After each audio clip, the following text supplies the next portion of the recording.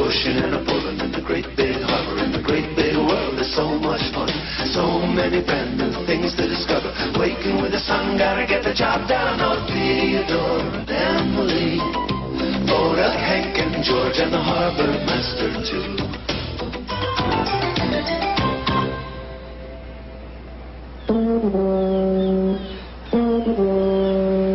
Oh, hello. The Big Harbour Band is going to be in a parade, and I'm practicing. You hear that? There's a big ship coming into the harbor. Oh, I'll tell you, there's nothing I like better than watching the ships coming in and out of the harbor, but... I should keep practicing. See, I'm the only tuba player in the whole band. All my friends are counting on me. Foduck, he'd tell me to keep practicing. You see, he found out that if you can do something special, then it can be really special to all of your friends, too.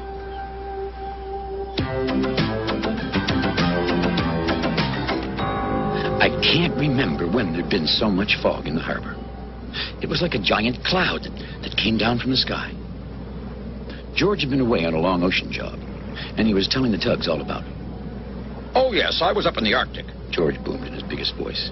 That's way up at the top of the whole world. Now, the other tugs always loved to hear stories about what it was like way out on the open ocean. They always seemed so exciting.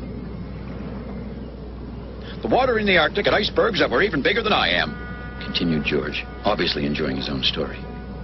In fact, the only thing more exciting than telling stories about the ocean was going on the ocean.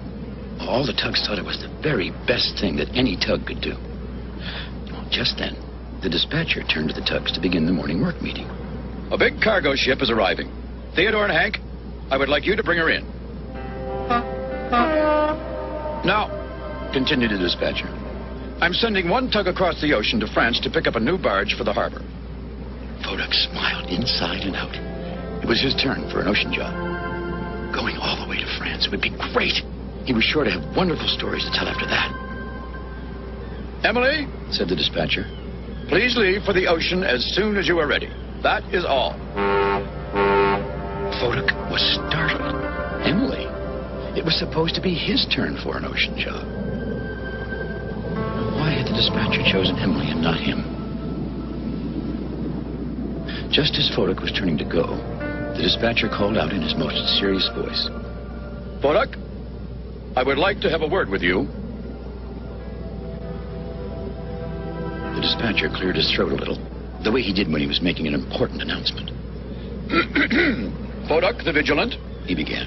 You are the only tugboat in the harbor with special safety equipment. Yes, I am, replied Foduck. Because you're special, continued the dispatcher, it has been decided that from now on, you will stay here in the harbor and be our official safety tug. You will begin your new job this morning.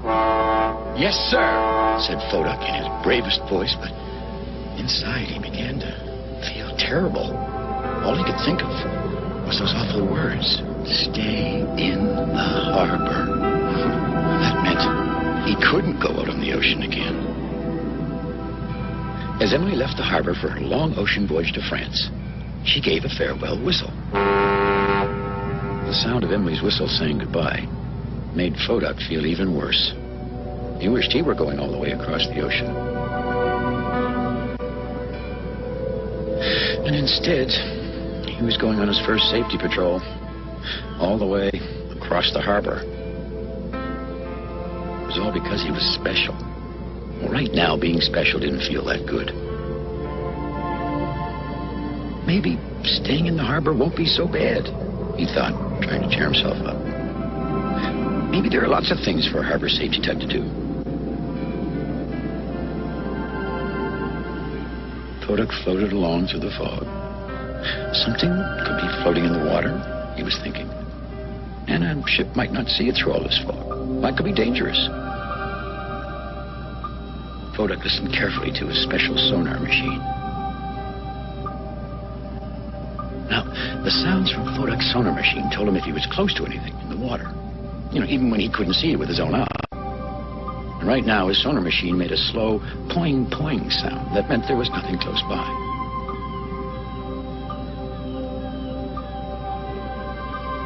Suddenly, the sonar machine began to poing faster and faster. Something must be in the water, thought Foduck.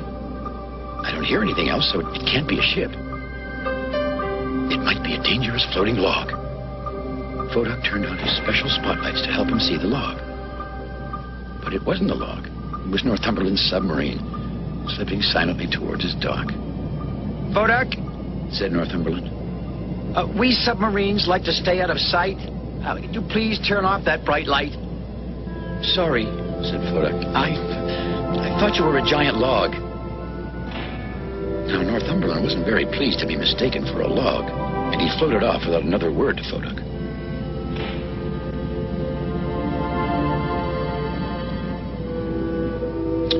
Foduck continued on his safety inspection.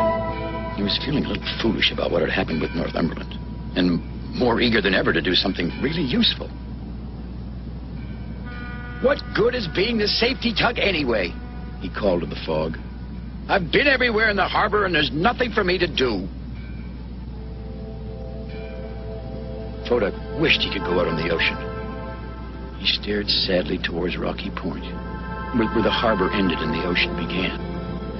Maybe I should check there, he thought.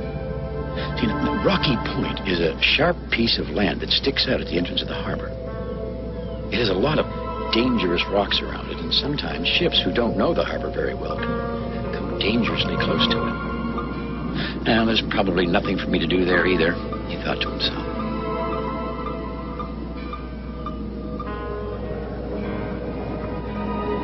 Now, at just around this time, our friends Theodore and Hank were starting to help a cargo ship into the harbor with Petra, the pilot boat, who was there to guide them along.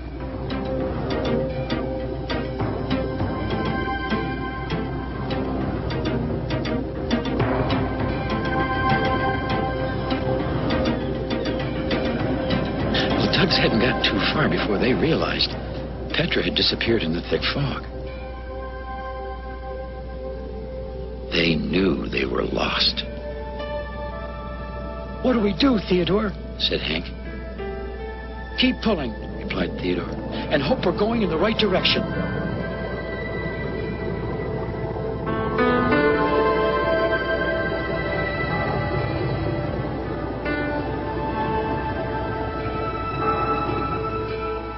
A rocky point has a light on it to warn ships away from its dangerous rocky shore. But Theodore and Hank couldn't see that light through the thick fog.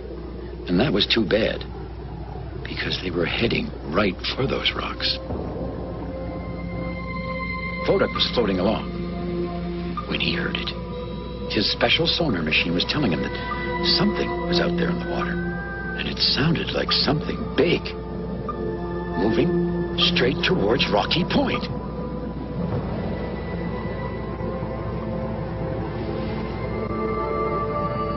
Foduck knew what he had to do. That sound almost froze Theodore's heart. There was only one sound like it in the whole harbor. Foduck's special emergency whistle. You see, all the ships and boats in the Big Harbour are trained when they hear Foduck's emergency whistle to stop whatever they're doing and whistle back immediately. Now that says, I'm over here and I hear you.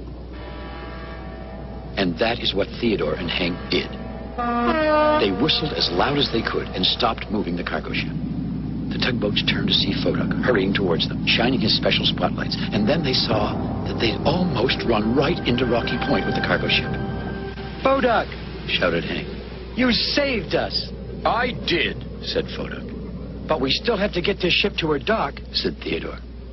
and it's so hard to see. How are we ever going to find our way through the harbor? Yes, what'll we do? Called the ship. Suddenly, Foduck shouted. I have it. Have what, Foduck? Asked Theodore. Here's what we'll do. He continued, and he explained his plan to the tugs.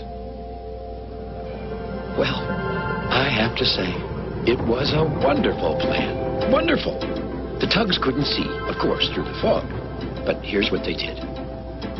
Foduck led the way.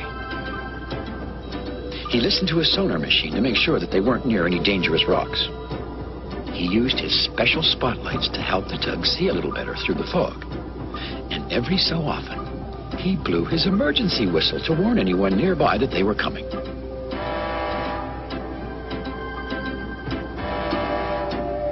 As soon as they heard Foduck's whistle, everyone in the harbor answered back in their own special way, "I'm over here, and I hear you." And that way, the tugboats knew exactly where they were. "That's Bedford Buoy," shouted Theodore. "He's always guarding the entrance to the harbor. We're getting closer."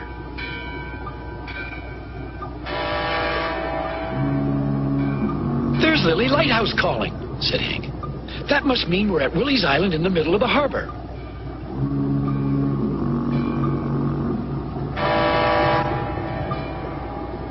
Next, they heard a soft toot, and they all knew who that was. "Fillmore," said Theodore. "And Philip," shouted Hank. "We're almost at the cargo docks." "Keep," said Fillmore. "Going," concluded Philip. "Almost home, tugboats," called Benjamin. "Almost home." Using his special equipment, Foduck led the way, straight as an arrow through that foggy harbor. "We're doing it," shouted Hank. "We're doing it. Good work." Soon the tugs were safely at the cargo docks with the ship.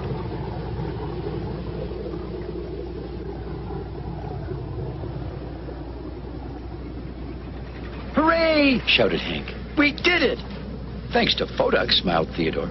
"You found us and brought us in with your special equipment." Now, Foduck smiled too. He had done something special, and that did feel great. "It's a good thing you rode on your harbor safety patrol," said Hank. Foduck didn't say anything. At first, he hadn't wanted to be the harbor safety tug. But now, well, things seemed different.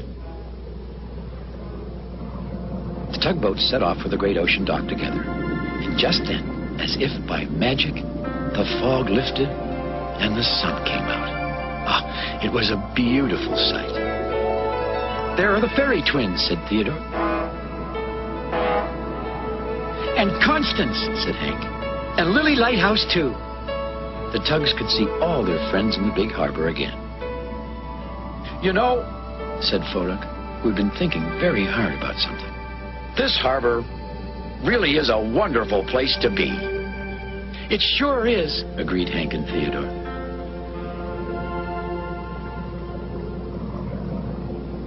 "And maybe, quite possibly," Foduck said quietly, "it will be a wonderful place to be the official harbor safety tug. A wonderful place indeed." You know, Foduck has been our special safety tug ever since. Oh, we're all very happy to have him with us here in the big harbor. You know something? Foduck is too. Well, I better get back to practicing my tuba. I wouldn't want to let down my friends in the big harbor band.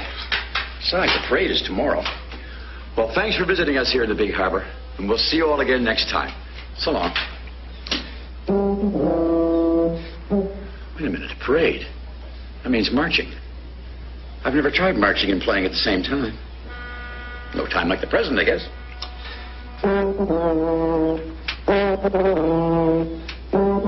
This is kind of fun. Theodore, he's a tugboat and a friendly tugboat too. A friendly tugboat too. Oh, Theodore and Emily, Foduck, Hank and George and the Harbourmaster too.